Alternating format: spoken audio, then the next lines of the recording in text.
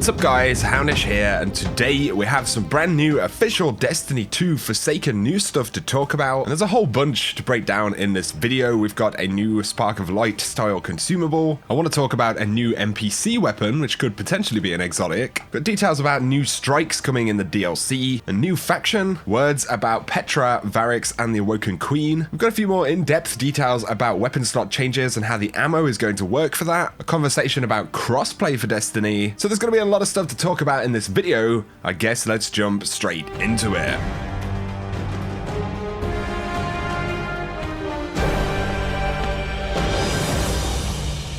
So getting into the video guys, if you do enjoy this one, a like below is super appreciated. It really helps me out on the channel. But I'm back from E3 now, and like I said, there's a bunch of stuff to round up. So first up, this comes from an interview with Colin McGregor from Heavy.com. These guys have done some fantastic Destiny coverage in the past. But inside of this interview, we got clarification. We are adding a character boost at the character screen, and this allows you to start a new character right at the level cap. So the item this time around is not going to be in the inventory. It will be presented immediately at the point where you'd actually be starting the Forsaken campaign. So I just wanted to point out that that will be a thing, and it'll allow you to get straight into the action if you haven't been playing for a little while. But getting back to some of the interview stuff, Colin McGregor from Heavy asked how many strikes will be in Forsaken, and Scott Taylor said all of the strikes are brand new. There are 3 strikes which are available to all players, and we have 1 Sony exclusive strike. So a total of 4 strikes, one of them is Sony exclusive. You're on PlayStation or PC, we will be getting 3 strikes. But next, Heavy asked, should we expect to see Petra, Variks and Morro return? And Scott Taylor replied, Petra is absolutely part of the action. She's actually a pretty integral part of the story, and you're going to learn about what Variks is up to, but that's going to come in a form that you might not expect. So that is confirmation that Variks will feature in the expansion at the very least. Whether he'll actually sort of be present in the missions or in the world though at the same time isn't entirely clear. But Scott Taylor did finish by saying, as far as the Queen goes, I don't like to get involved in that family's affairs. The last person I know who did that was shot, of course a reference to Cade. So no exact confirmation, but obviously with that concept art and the direction of the story, the fact that we're going to visit the Awoken home world, at the very least we're likely to learn about what's going on with the Queen, and even if we don't see her in the expansion, we'll probably learn whether we're ever likely to see her again.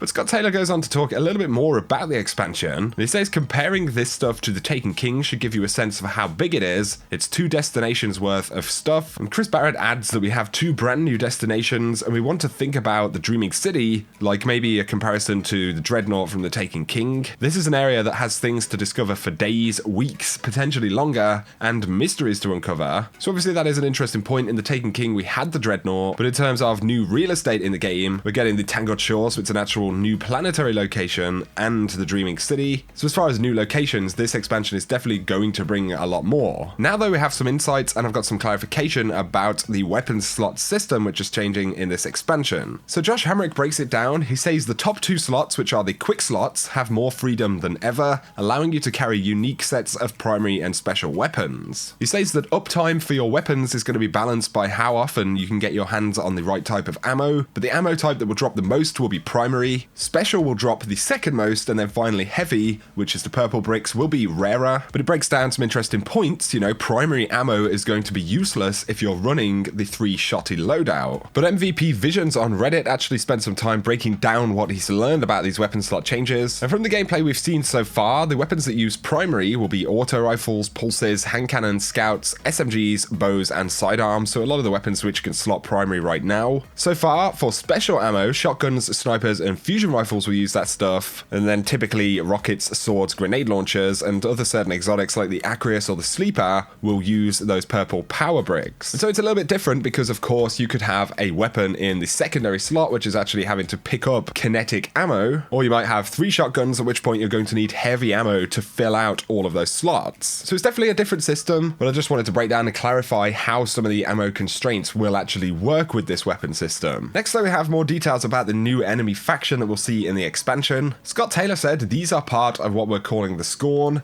They are reanimated and they've died many times and have been resurrected. They were fallen at one point, but they have changed into something else. Chris Barrett goes on to say they aren't associated associated with any fallen house, and we should think of them as fallen zombies, kind of fallen undead, and they feature a lot of new abilities and gameplay that we haven't seen from the Fallen specifically. And Chris Barrett explains one of the new enemy types called the Ravager, and these are the enemies that pull a kind of chained censer or mace that's filled with this magical flame. Obviously they swing those at you, they have various different types of attack, but it did specify that you can actually blow these kind of chain things that they're carrying up, and obviously you can use that to destroy a whole bunch of the enemies. So it's definitely going to have a few interesting mechanics. Just wanted to point something out briefly though before we move on to a couple of other things. Mike Ibarra from Xbox actually tweeted and said, "I'd love to see crossplay with Destiny on PC, Xbox and PlayStation. Would you?" And he did a Twitter poll for this, so we could see 87% of people would like to see crossplay. And he also clarified in the replies this could count for cross-save as well. So not the ability to play with people on PlayStation from Xbox, but more the ability to actually save your Guardians on one platform and carry on playing them on another one. So it's interesting that he is asking such a question right there, because Bungie were hinting a few weeks back that they might actually look at some of this stuff in the future. So maybe this is happening because there is a conversation there behind the scenes about this and the potential for it to actually occur. Obviously, some of the Xbox guys are pushing to demonstrate that a lot of people are very interested in this. 33,000 people said they would very much like to be able to cross-save or cross-play in Destiny. So I think a lot of people in the community would like to see this. I'd be curious to hear what you guys think down below. But a couple of words here about the annual pass for Destiny 2. In an interview, Chris Barrett said, "The thing we want to do is not spend a lot of time making one and done kind of campaign missions that you play through once and never play again. Story is going to be really important to these releases because new content without story context is going to be way less cool. So each one is going to have new story to chase, new themes around those releases," and this is according to Chris Barrett. He says there will be new places to go for sure, new places to explore and secrets to discover. Right now we're not planning a new planet as part of this, but it is about delivering more content more often that players actually want and more regularly. So just a few insights into the type of content we might see. Definitely not new planets or massive new additions, but he did say new places to go, so they could expand on or modify certain areas in the game. I just thought it was worth making that clarification about what Bungie want to do with this. In just a moment, I'm going to speak about the Iron Banner, which is dropping next week, but before we finish the video, I wanted to talk about some story impressions of what I saw at E3. So I did actually have the opportunity to jump in,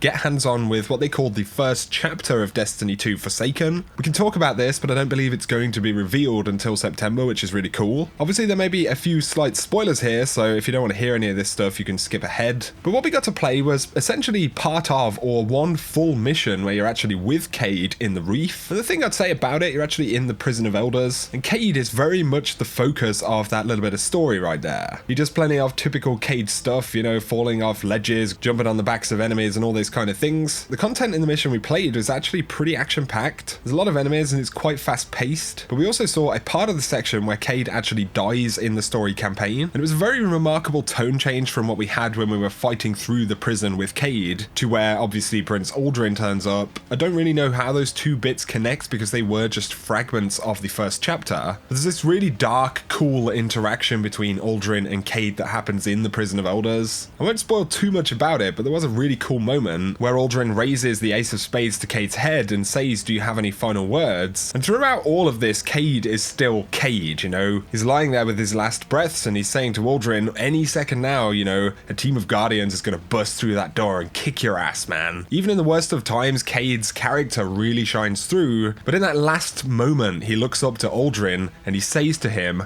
"How is your sister?" And it was just so kind of brutal to hear Cayde say something like that. Such a personal and spiteful remark to Aldrin. I mean, obviously Aldrin is about to kill Cayde. But the cool thing about the interactions and the gameplay that was in that bit of story is that it really put that impression of how the tone has the potential to change in Destiny and how they're smashing together these personalities in a different and unique way with this story from what we saw. Of course, it was just a small snippet, but absolutely by the end of it, you're really loathing Aldrin and you really can't wait to go after the rest of the story and kind of find out what's going on, ultimately find Aldrin. So I just wanted to talk about that very briefly. As I mentioned, we only saw a little bit. It's going to be pretty hush-hush until September, which is really cool, but I just wanted to give you a couple of brief thoughts. But the last thing to mention is going to be that Iron Banner will return on Tuesday, June 19th. The game mode will be Control. Season 3 ornaments will still be available to acquire, of course, and there'll be weapons up for grabs in the inventory. No word on any specific changes to Iron Banner just yet. I don't know know if we might get the Valor kind of rank inside of there. Definitely need to. They did discuss doing that in the future, but I'm not sure if it's happening at this point. We'll have to wait and see. But there we go, guys. Lots of stuff to talk about in the video as always. So I hope you have enjoyed it. If you have, a like down below, like I said, really helps me out on the channel. Also, if you're new around here, be sure to hit subscribe to see a lot more D2 content and Forsaken news. I will be covering everything you can expect to see over the next few months. Check out my sponsor, Now Drinks. They do some really nice products in their store. Now Drinks are designed for gamers to improve memory and focus, but instead of being full of caffeine, taurine, sugar, all of that normal stuff you get in energy drinks, these are quite a bit healthier, packed with natural extracts, L-theanine, lemon balm, and they're pretty tasty as well. So if you want to check them out, you can save 10% in the store, and my link for that will be down below. But for now, guys, I appreciate you watching whatever you get up to. I hope you have an awesome day, and I will catch you very soon.